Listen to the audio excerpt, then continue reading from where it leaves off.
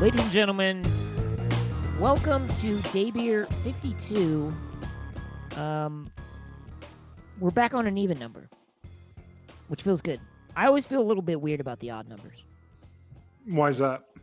I don't know. Just, like, what's a good odd number? 7? It's a popular one. Name another good odd number. 23, but that's just because of Michael Jordan.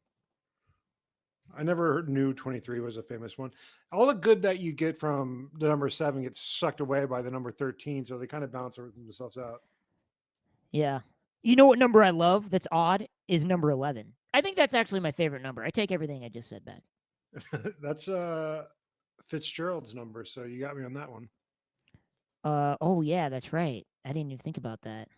Yeah, he's a stud. Another great backer of of number 11. Yep, it was literally on his back. Oh, wow. Yeah. That's okay, Lucas. We have a pitch coming up Saturday, and by the time people hear this, it will have already have happened. It's not really a pitch. It's more of a. I don't want to talk about this. Lucas has been leading the way on this. No, I haven't. You've been dragging me through. That's what I'm going to do in the pitch. All right, so Roger, you know the deal, and I'm going to pass to Lucas. Take it away, Lucas. Top to bottom, let's hear it. We had preliminary. Lucas, what are you doing, Lucas? Hey, Roger, sorry, we're just going to go off screen. Lucas, what are you doing? We had a preliminary meeting yesterday, and or 2 days ago, and my buddy, he's great. He's at one of the bigger agencies, like in their creators department. And so he's got a lot of really amazing intel for us, and he's helping us put together this pitch. And he's like going through the thing, and I'm like cracking jokes. And Lucas goes, "Brett, can you quit cracking jokes?" I said it as a joke, but I was also right because he's like going over numbers and stuff, and Brett he's going blah blah blah blah blah blah blah. I'm like, Brett, can you quit making jokes? And then he was just quiet the rest of the time. Then he was all business. I was like, "Oh shit, this is corporate." I had flashbacks to me in the Loki room. Hey, Brett, can we stop with the bits? Trying to figure out what the fuck happens to the universe here. That sounds great, Stacey. Brett, could you stop with the bits? Keep going, Stacey. Brett just sinks into his chair.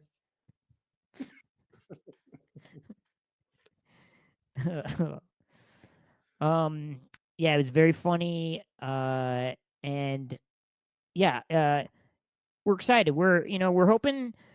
If you've been watching our channel, first of all, we're the Genuine Jerks. If this is your first time listening, thanks for tuning in. We are a sketch YouTube channel. We've been featured on some cool stuff. Check our YouTube sketches out. This is our podcast, Day Beer. You can listen to us for free on our YouTube channel and on Spotify. If you want to watch us and help us keep making shit, subscribe to our Patreon, and you can see more shit there and watch this podcast. But we're starting to do... Our podcast is now on its own channel, the Day Beer Podcast. It's called Day Beer on YouTube. Day Beer Podcast. You said it's on our channel. It's not on Genuine Jerks anymore. No, I thank you for that clarification. I sort of forgot that we started our own channel for the podcast. But yeah, it's on there. Check it out. We need to figure out how to fucking do a tab on our Genuine Jerks channel for the podcast. We'll figure it out. We have so much to figure out. So much to figure out, dude. Like, you guys think this is so fucking easy, and it's just like constant, just shit to worry about, dude. I can't even fall asleep. I got so much shit I'm worrying about the channel. The amount of text. Oh. Yeah, it's insane.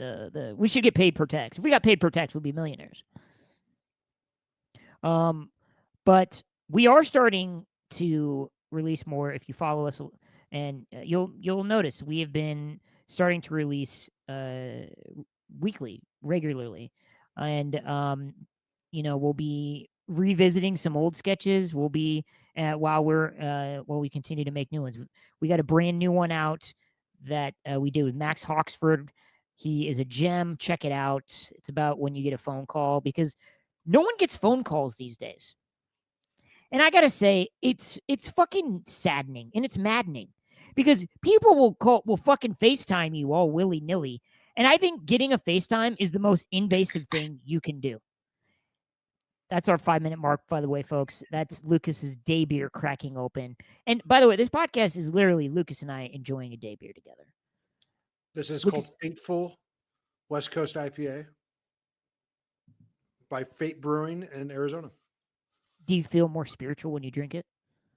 No. Do you have more faith in the world and people? I have more fate that my gut's only going to keep getting bigger. We'll slide over that one. No, I have fate. Are you talking about faith? They're two different things. Do you believe in fate?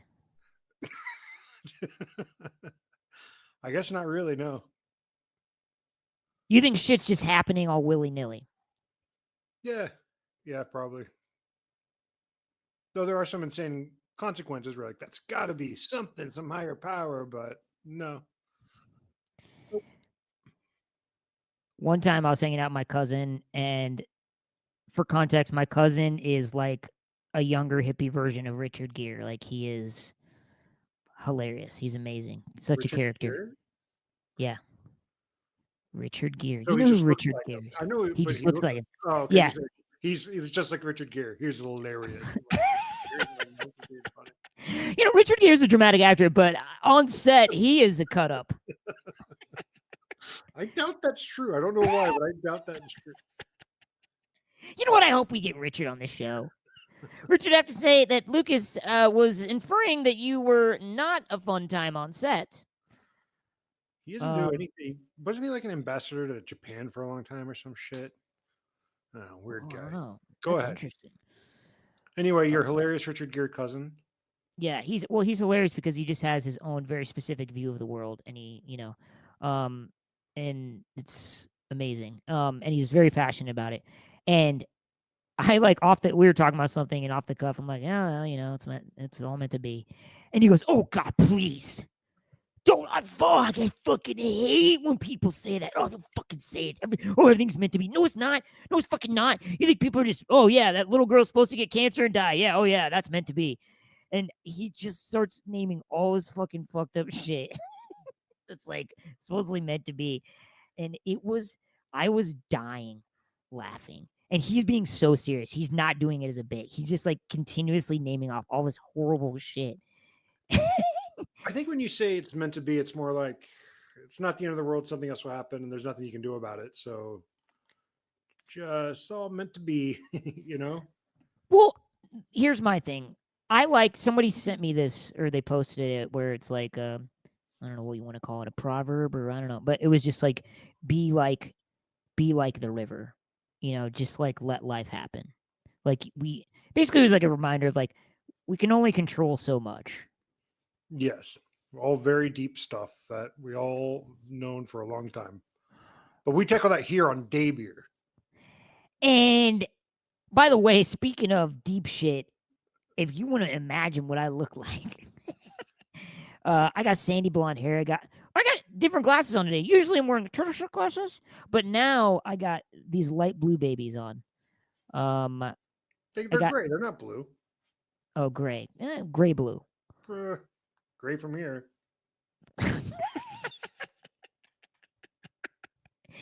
I like a guy at the optometrist. Can you read that line? LBROKE. How many did I get? Why do we have so many optometrists? Yeah, you didn't. I know. I actually, you didn't get any of them. Really? Looks like I got it from here. Your machine's broken. It's a piece of paper. It's what?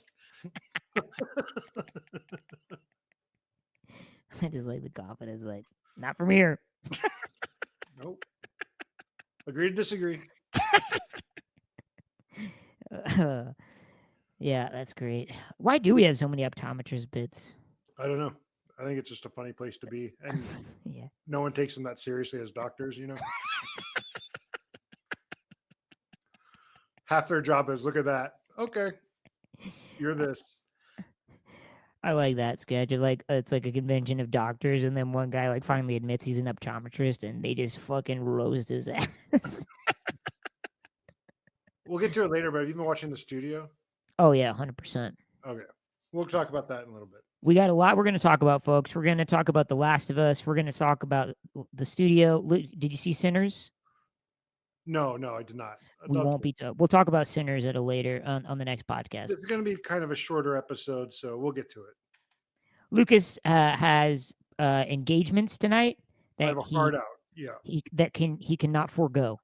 So what I did was I asked Brett, "Hey, can we do it an hour earlier?" And Brett said yes. And then about 10 minutes before we're about to start, no, it's a little longer than that. Like, "Hey, can we do it 15 minutes later than the time we agreed upon?" No, wait, you're skipping the best part. Lucas What checked in with me. Lucas checks in with me an hour before the podcast, and you're like, "Hey man, can you do 4? Can you still do 4?" Good for 4? Yeah, we're Yeah, still good. and I go and I text back, yeah. And then immediately right after that I text, "Actually, can we do 4:15? Shit, sorry. Just got out of a meeting. Traffic's insane." Which it was insane. It took me 15 minutes to get up there to the valley, and then it took me 40 minutes to get back.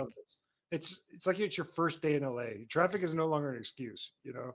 I want traffic to get better, and I feel like if we just think positively, it will get better.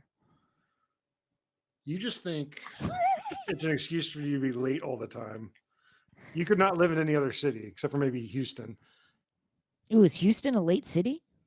Bad traffic, yeah. Or Dallas. I think they both are, but Dallas is definitely bad. I think I'm at Dallas. My buddy told me he went to grad school in Boston, lived in New York, and then he's been out to visit me a few times in LA. He said Boston traffic is the worst. Yeah, I think like Boston, you want to do public trans, right? Yeah. I mean, even New York is like you want to do public transit. Like, I don't know. LA sucks. You want to do public transit in LA too, but we don't. Yeah. Unless you're poor. Wow, the laugh. Well, it takes you an hour to get anywhere, and you have to take the buses. Like I've tried to do public transportation there; it's worthless. Yeah. My cousin works for West Hollywood, the city, and like in transportation, and she always is like telling me like you can take this bus to that bus and this. I'm like, yeah, like it. Yeah. There's also a lot of psychos in LA. Yeah, dude. You hear about so much shit that happens on the bus, dude. There was this woman that I work with who said she just got a car, and she's like, I am so happy to have a car because I would take the bus home after work. And she said, like, every like 6th time there'd be a dude who would like follow her. I'm like, oh my God. She was so numb to it too. She's like, that's just what happens. I was like, oh my God. We will never truly understand the plight of women in this patriarchy.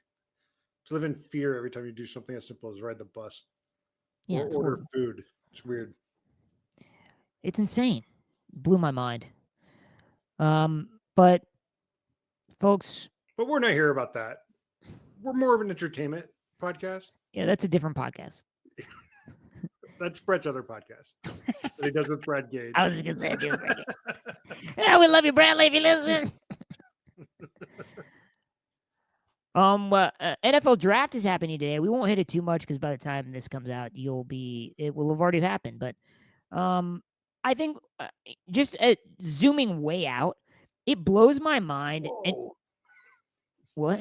I was just reacting to the visual zooming way out. You know? Whoa. Looking at Earth. Now go. It's a little trick I learned from Marvel. That's twice you dropped that you worked at Loki. Oh, Jesus Christ, it's been 15 minutes.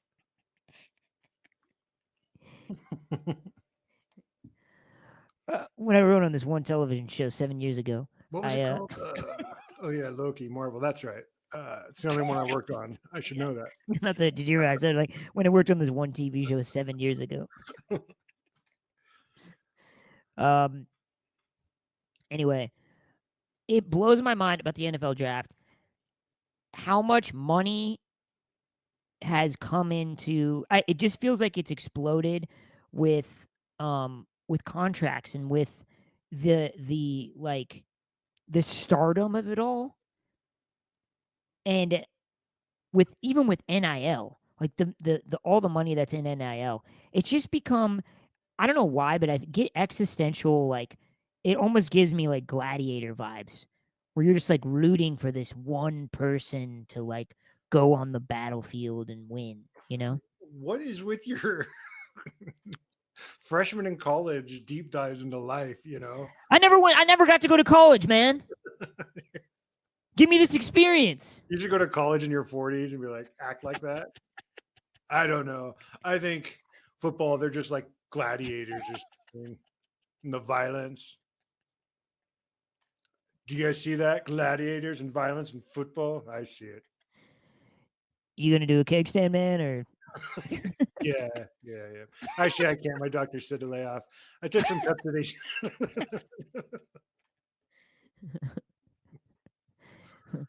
I like if he goes to do it and they're like, wait. You take your Pepsi AC, man? Oh yeah, thanks, dude.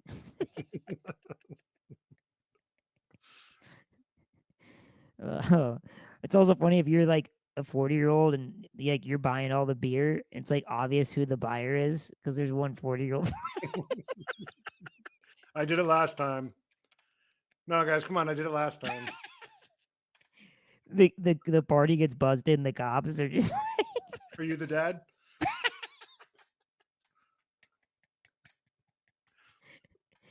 no, I fucking bought all this shit, dude. What do you say? All right, come with us. Damn. I've been sober for 6 years.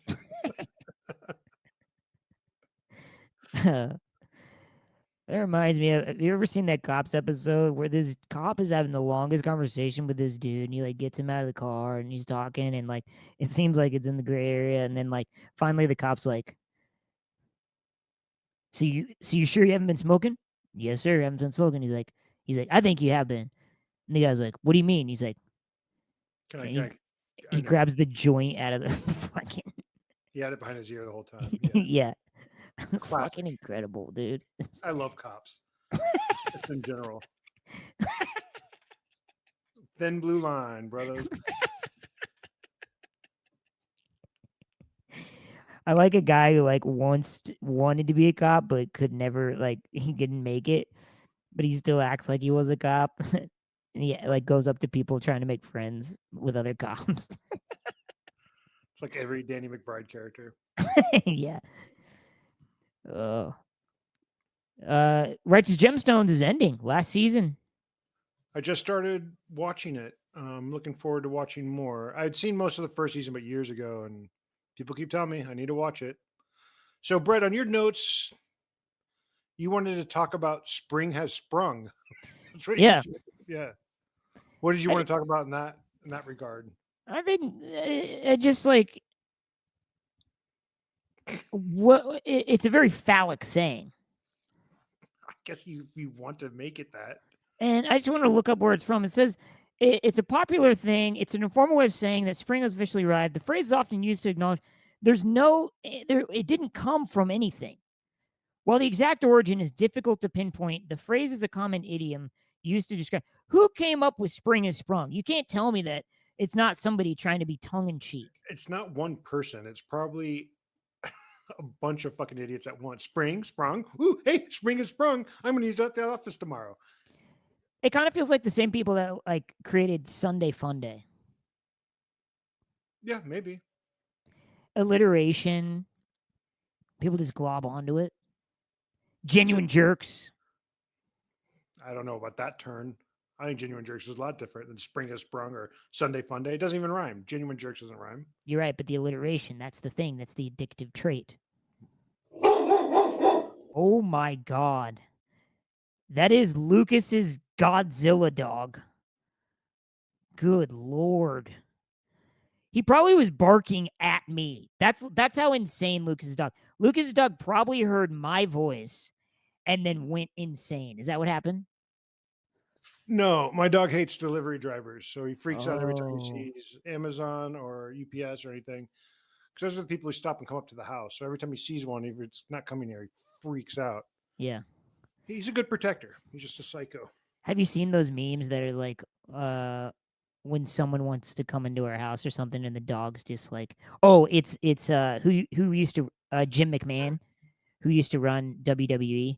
Yeah. And he's like getting interviewed, and they're like, "Sir, there's any?" He's like, "Where is he? Where is he? I'm gonna kill that motherfucker!" And he like gets up and starts running.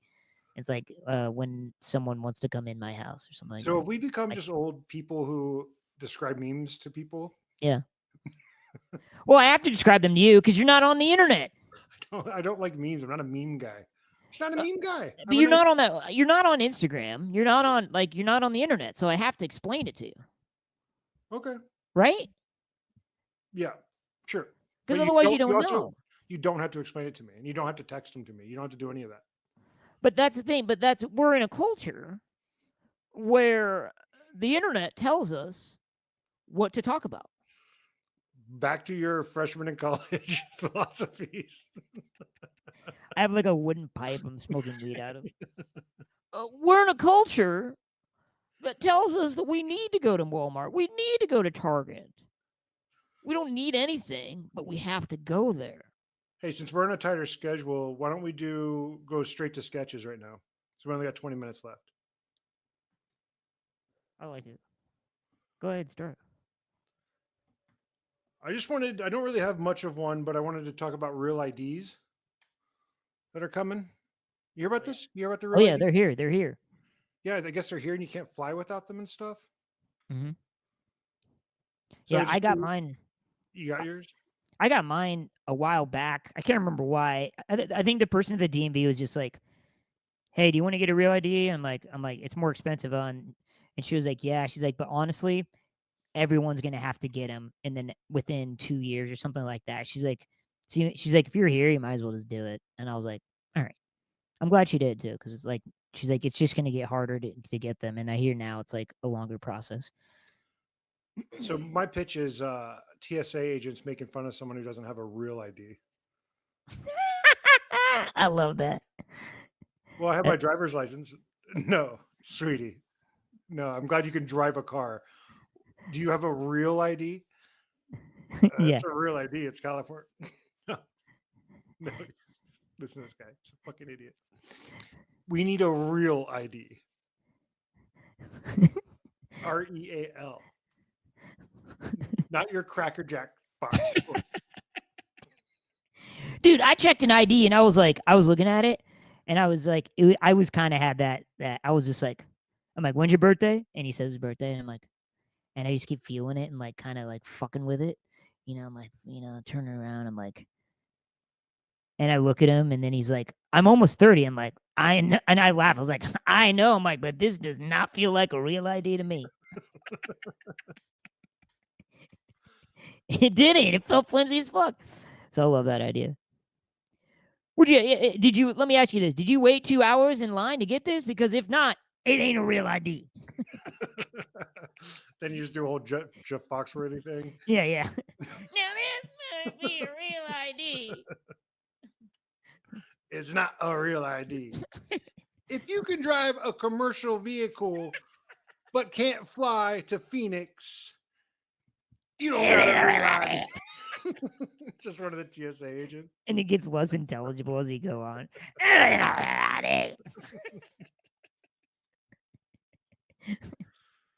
That's fucking funny. Uh, um, you could do that as a not that we're doing this, but as a live sketch where it's like two TSA agents just talking to the audience. That'd be fucking. And you could do, well, it could be like an organized improv, or it could just be talking to the audience, just like you're talking to the airport. Anyway, I love that, Lucas. Great start. Great start. Good. I have a sketch pitch. Um, okay, this happened to me in real life. Sketch pitch. Where a guy's iPhone autocorrects Chicago to Chicano, and it slowly destroys his life.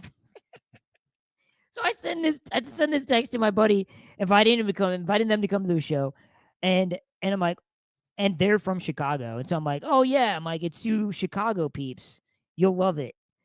And 2 hours later, I look and I didn't hear back from him. I'm like, all right, whatever. 2 hours later, I look at the text, and my iPhone had autocorrected Chicago to Chicano. And I'm like, "Oh my god." I'm like, "Obviously I meant Chicago, not Chicano." And they were like, "Yeah, I was wondering like why you specified that and also like why I would like it if there was Chicano people." Who are explain to me in my ignorance, who are the Chicano people? I don't know, let's look it up. So you didn't even know. Chicano. Chicano meaning an American, especially a man or boy of Mexican descent. Okay. Probably would have been So my like an parents have more American, question. a Mexican American person. Yeah. Hilarious.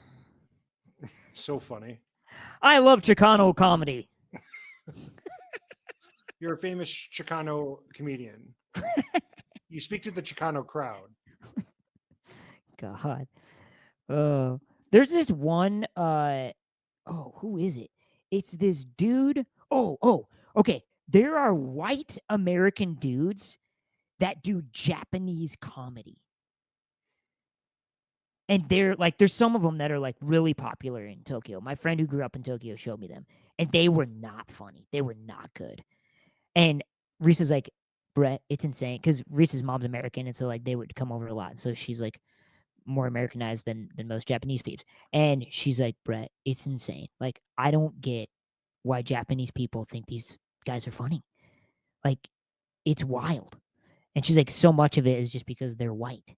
And like, that's like the culture there that people just like white So people culture. so that what they speak fluent Japanese and they just make jokes about Japanese culture, or are they being racist Japanese stereotypes? No, they make jokes about Japanese culture. Hmm.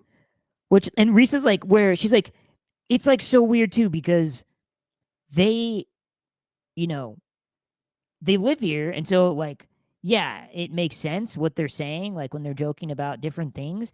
But at the same time, it's like, you're also white, like joking about Japanese culture, like it's And just like, in America, if you were Japanese living in America, we would want to see the Japanese perspective. You know, are they just talking about Japanese issues, or are they talking about living in Japanese as an American or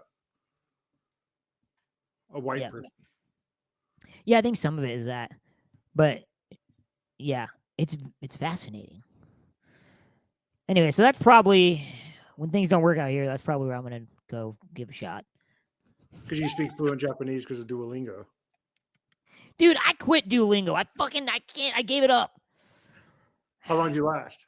You know when I seriously why I quit is because uh working at the bar, there's a lot of Japanese people that come in, and they're speaking Japanese, and I totally could have been like jumped in and been like, oh, are you Japanese? Like, are you speaking Japanese? Like, I speak a little Japanese, and like, but I didn't have the confidence. I'm like, I should have the confidence. I've been doing Duolingo for like 6 months every day.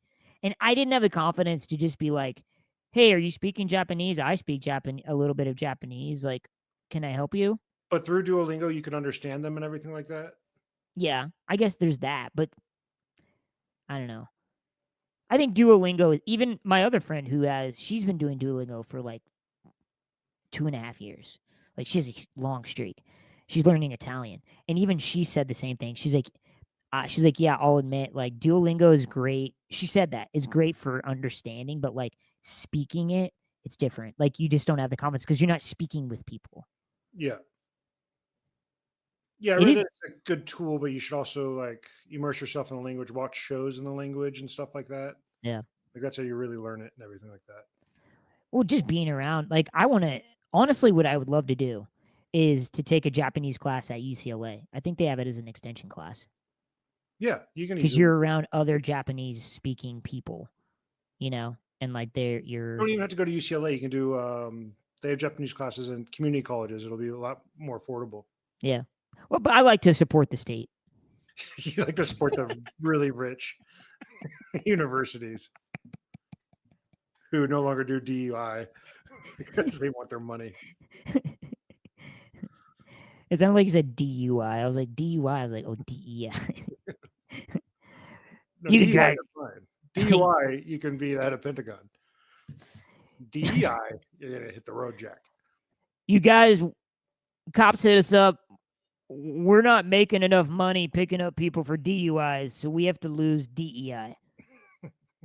Don't worry about it. We figured it out. Everything's cool. This is gonna work out. Do you have any more sketch pitches? I only had the Smashed one. to like a car just running into the fucking. It's coming. People just get fucking DUIs all drunk driving all of us. Please, you have another sketch? No, I do not. I was seeing if you okay. had another one. No. Well, I just had this. This isn't even a sketch. I just thought that this is something that my friend told me happened in real life, and I was like, if you could work that into, just because it actually happens, if you could somehow work it into, and like at the same time, like kind of calling out how it's kind of fucked up, but like anyway, this guy like heard classical. It was like 2:30 a.m. and this guy like he's like walking to the gas station and he heard classical music, and he's like, "What the fuck?" And it was like loud, and he walks up and this 7-Eleven is playing classical music outside, and the guy walks in. He's like, "Dude," he's like, "What's with the classical music?" And he's like, "It's Tchaikovsky, and it keeps the homeless people away." It's like, what the fuck? I've heard of that. I like classical music. It wouldn't keep me away. But they play it. I mean, I guess I could see it. It's kind of fucked up because you could see, like, it was like he said it was like blaring, really you know. So it's like if you're, it's like kind of jarring, you know. It's like a very like purposefully jarring. This like the psychology of it is interesting. Bright lights and like whoa, you know, like loud, kind of jarring, blaring. Yeah, I know about a sketch, but that'd be cool in a indie Like, movie or something. yeah, exactly. Yeah, that's what I was thinking. You have to always be thinking, you know, as a director, as a creator, you have to be just seeing things in your head. You are, you know, As a you're the main, creator, you're the main character. yes, everything around you is the movie you're in. Yeah. Life is your art that you are supposed to make. You're doing great as a college freshman. Just great. It wasn't a motif we planned on. I don't even think you're doing it on purpose, but it's awesome. Ew, don't say that motif. It wasn't a motif. Yes, this is a little motif.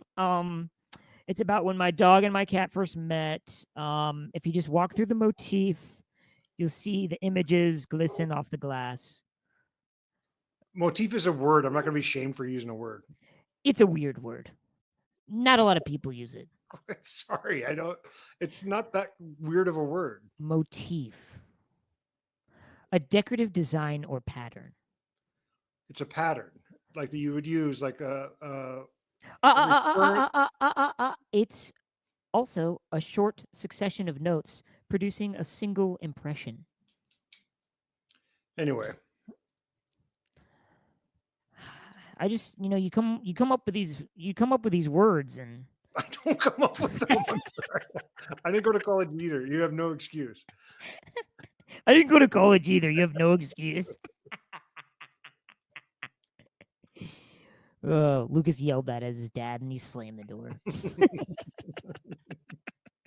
My dad yelled it at me.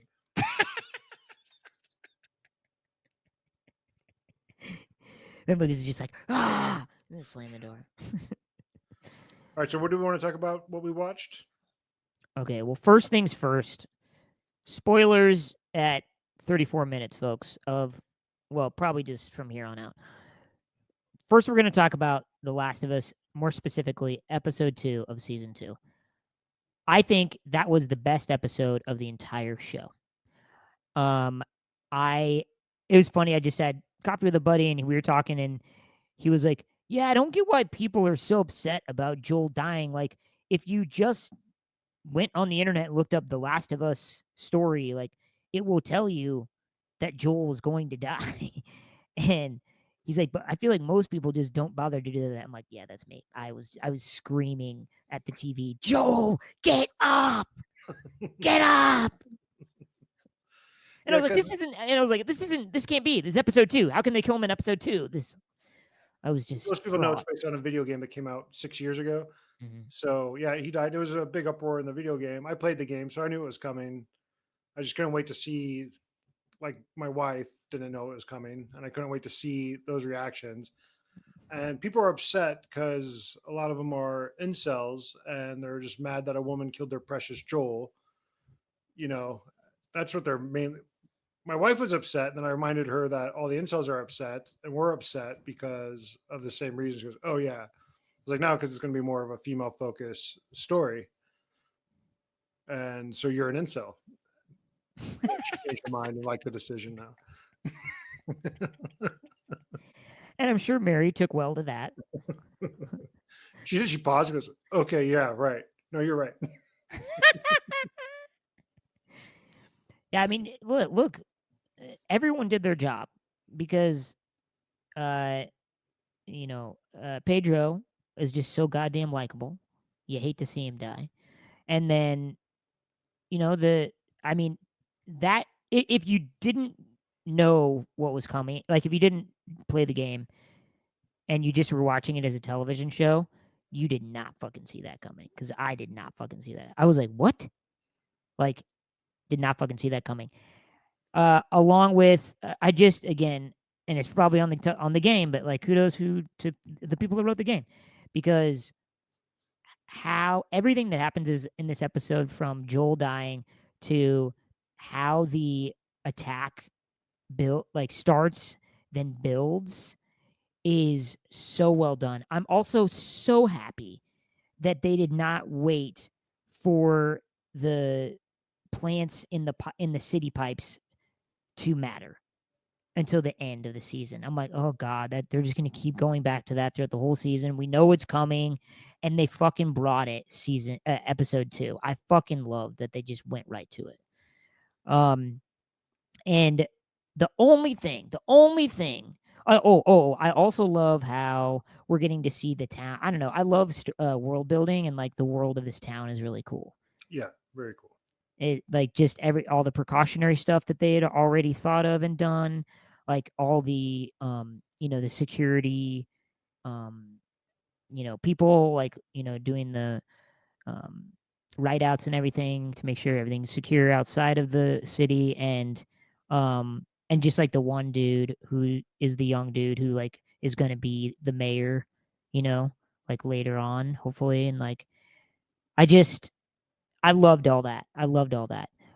My only thing is it did feel convenient that and it did feel convenient that Joel was out there on his horse. Like he's one of the dudes that's like the most important part of the city. Like why would he be out there randomly like when a snowstorm is coming in and It's a small I population. It's all hands on deck. He can't just be hidden behind those walls. You need him out there. I know, but just like I just it and they tried to like You're so not make protective so over your easy. little Joel. You would just lock him up in his tower if you could. He's a better horse rider than that.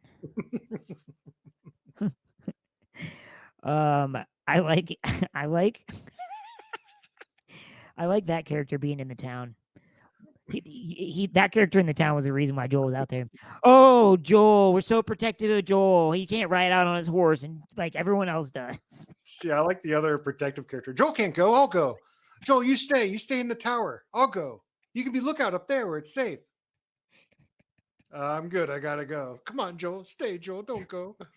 Joel, come on, man, dude, I got you, man. Come on, man. I've been itching for a horse ride.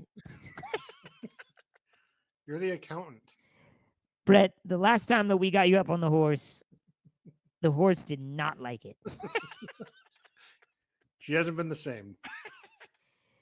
Uh, no one else has been able to ride the horse since, and we just can't take the risk.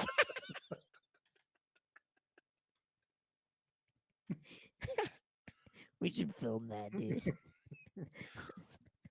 It's fucking funny. Real quick, I want to talk about a movie I watched called Eephus. Have you heard of it? No. Came out in 2004 or 2024.